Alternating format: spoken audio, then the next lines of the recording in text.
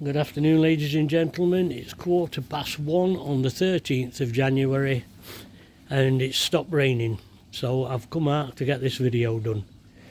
What I'm going to talk about in this video, I'm going to do a bit of a summary on how much this pond's cost me to build, where we are at the moment and what we've got left to do. I am going to try and hurry because I'm sure it's going to rain again, but there it is, it's in. It's got water in it. I've about half filled it. All the levels are still good, so I'm happy with that. It was a bit unfortunate we got the snow, but these things happen. But basically what I did when I was knew I was going to build this pond, you all know why if you've watched the videos why I did it the way I did. I'd made up my mind I could do it, so off I went. So what I did, I put everything I bought on one credit card. That credit card, I've had it now, it come to £1,220.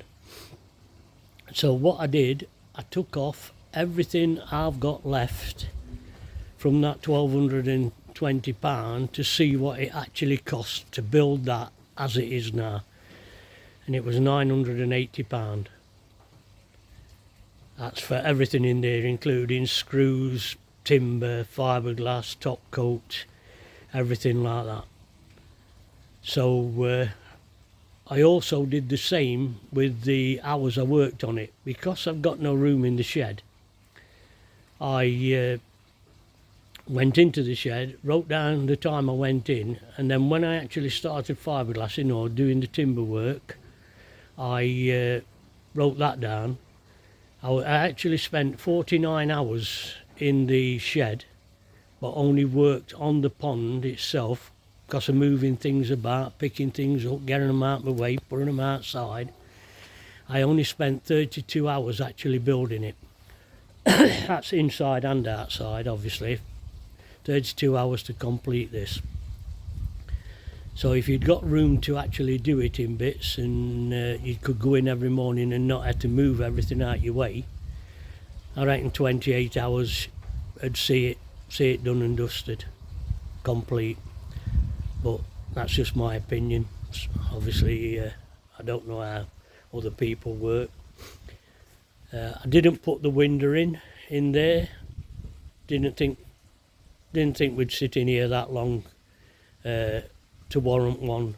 That would be the only place I'd put it. But if I wanted to, I could cut a section down out to that middle timber there, cut a section out, fit another piece OSB in, giving me the OSB's 18mm thick, so another piece on the back of that would give me 36mm. I think glass is about 33, so there'd be a 36mm recess to sit it in, and then I'd just reinforce around the edges. So if I wanted to do it, I suppose I could still do it, but I'm not particularly bothered at the moment. Regards to filtration for this and everything, I'm not sure what I'm going to do yet. I know there's no bottom drain in it, which I did that on purpose, but all my ponds are pump fed and I haven't really made up my mind what I'm going to do regards to filtration. I know I'm going to try and get the smaller fish, the better fish, into here, but I know I've also got to get over the new pond syndrome, which possibly could get away with just pumping some water out of my main pond where most of the fish are what are going in here, pumping that into here, bringing that filter over, or getting the filter out what goes on the other end normally in the summer, start running this, and then bring the fish over when I think it's right. My other alternative is take some water out the swimming pool pond, banging that in there, banging all the fish in there, taking the swimming pool pond down and moving all that filtration and air pump and everything onto this for now, and then I'll reassess after I've had my knee done, probably end of May or something like that, or what I'm going to do them, but that's all to be seen. I have got another project on go which is going to start quickly. I've got to decorate the lounge and the stairs. I did promise Hillary I'd do it in February, but that was last year, so she'll want it doing this year, I'm sure. This boarding here is my insulation boarding, which I've been and bought 10 more pieces. As you can see, I've made these gaps so they fit in, so I haven't got to do a lot of cutting. Just cut them down to the centre batten. They fit in every one of them, except for that one. That one's a bit narrow because the 8 foot and the 3 foot piece of boarding to make this 11 foot long, the joint is under that. So just to strengthen it, that's what I decided to do. So I'll only really have to mess about with that. And obviously because I'm further out at ground than I wanted to be, I'll put some in there. I have got a plan to try and stop the splashback, but I'll explain that on another video. I've got some white bits in the pond. I don't think you'll see them very well because the glare, but that's come off the tarpaulin, bits of plastic, so I'll have to get them out. I did start backfilling. I've got some sand. I did start backfilling it and then my wheelbarrow collapsed, so I've got to buy a new wheelbarrow. What you can see there where I took the post out from the canopy where it was over the pond, it's really solid, that is, so I haven't got any worries about the bottom half of the pond. When I was fiberglassing in the pond, the floor felt really solid, no movement, so yeah, looking at it, it's nice and square. I'm really happy how it's turned out. I won't say to anybody do it, but if you're doing any fiberglassing,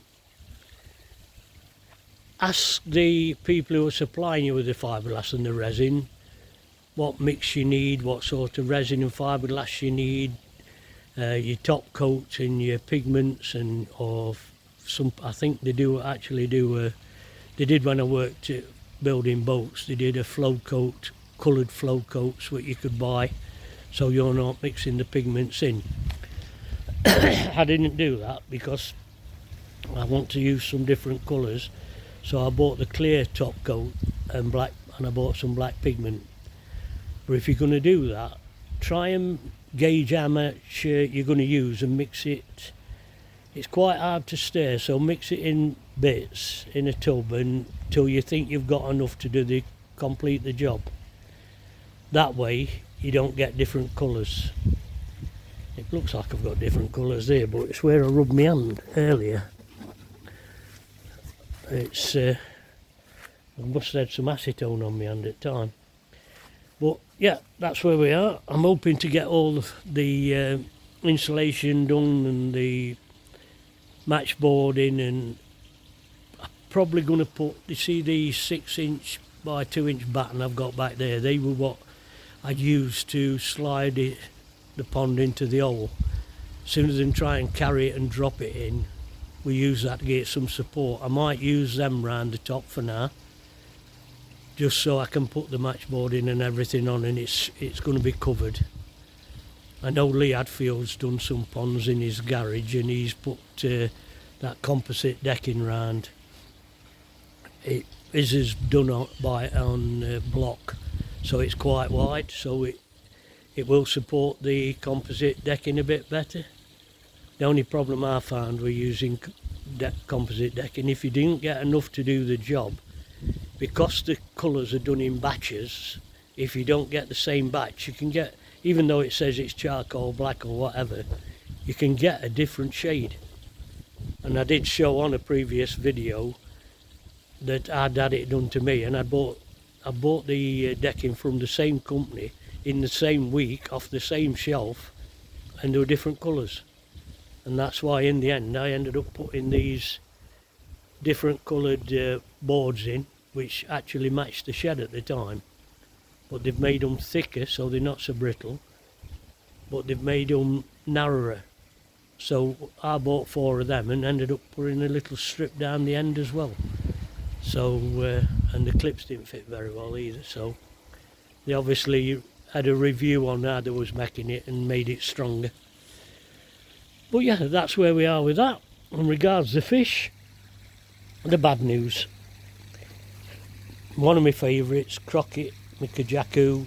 I came to the back window of the back bedroom window, and looked down like I do every morning, and seen a fish near the pump lay on its side, and it passed away.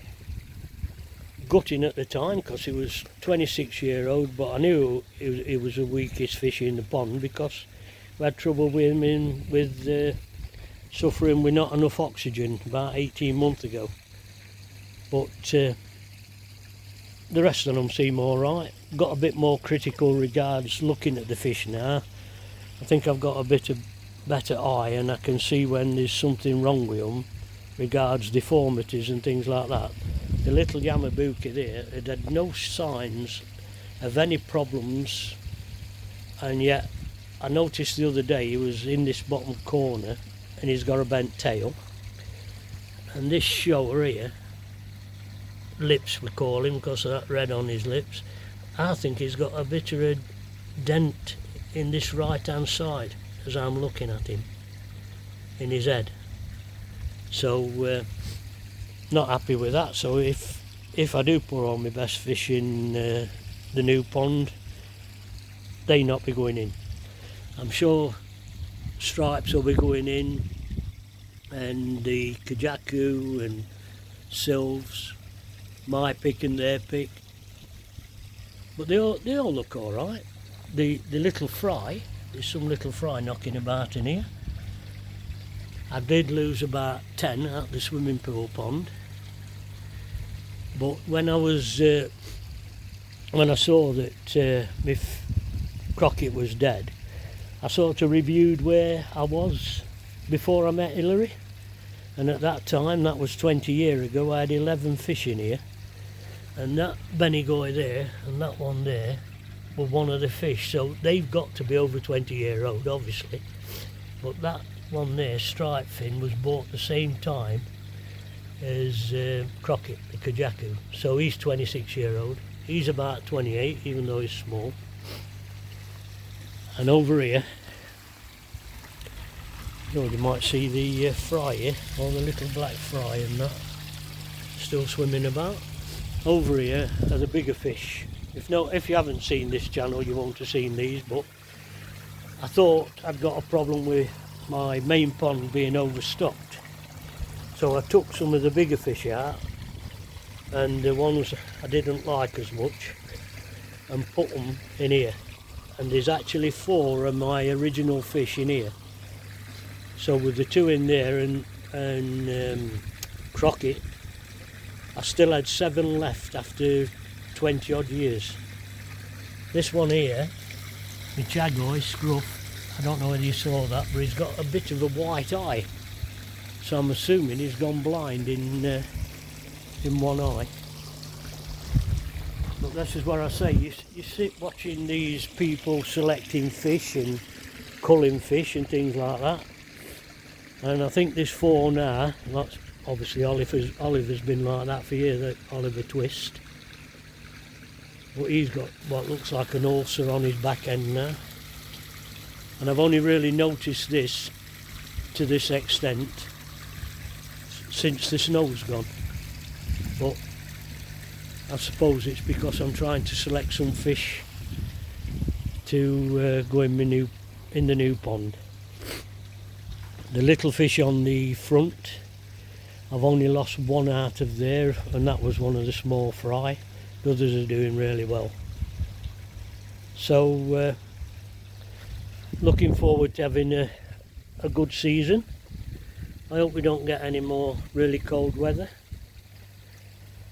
Good luck to Lee Hadfield with his project. Hope he does well. Good luck to Aaron at Umbercoy. Watched his video yesterday, putting his pipe work in. But yeah, and thank you to all the new subscribers, and Happy New Year. Bye for now.